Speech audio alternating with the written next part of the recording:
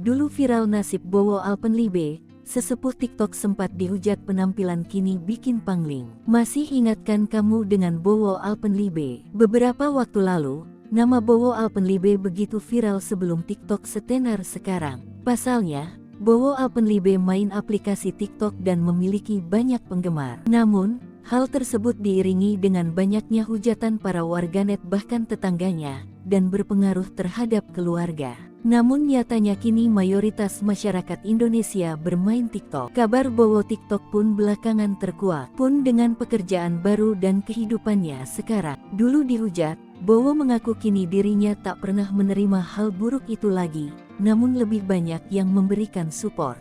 Baginya TikTok pun membuka pintu rezeki. Bowo Alpenlibe mengatakan bahwa dapat membeli mobil dengan hasil kerja kerasnya. Selain membeli mobil, Bowo juga memiliki rumah yang mewah. Dilansir tribunjatim.com dari Tribun Style, jika dulu sebelum terkenal Bowo tinggal di Gunung Sindur selama 5 tahun, kini Bowo telah memutuskan untuk pindah tinggal ke kawasan Bekasi. Tujuannya agar lebih dekat ke tempat Bowo beraktivitas di Jakarta. Hunian mewah itu Bowo bangun dengan harga 1,5 rupiah miliar. Rencananya rumah itu nanti juga akan digunakan sebagai rumah konten, di mana dia aktif memproduksi konten-kontennya. Memiliki mama sebagai orang yang menginspirasinya, Bowo memiliki keinginan untuk membelikan rumah lagi untuk mamanya. Soal pekerjaan, selain masih bermain TikTok, pria muda tersebut juga terjun ke dunia tarik suara dan memiliki 3 judul lagu. Tak hanya dunia tarik suara, seorang Prabowo Mondardo juga ingin menantang dirinya di dunia akting. Dilihat dari postingannya,